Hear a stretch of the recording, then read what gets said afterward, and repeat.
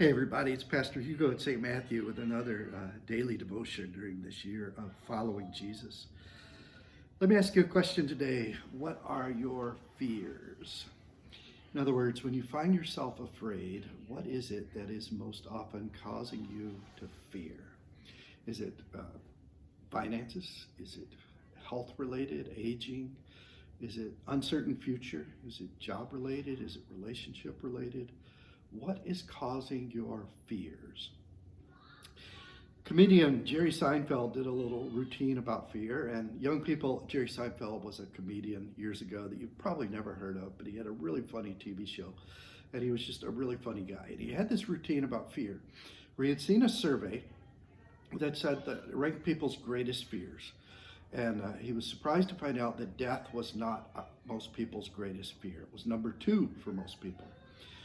Speaking in public was most people's greatest fear. So speaking in public was the greatest fear. Death was the second greatest fear. Then he made the point that if you were at a funeral, you're better off being the one in the casket than the one giving the funeral sermon. What are your fears? Great verse today from 1 John 4:18. It says, "There is no fear in love, but perfect love casts out fear. Fear has to do with punishment, and whoever fears has not been perfected in love." Perfect love casts out fears.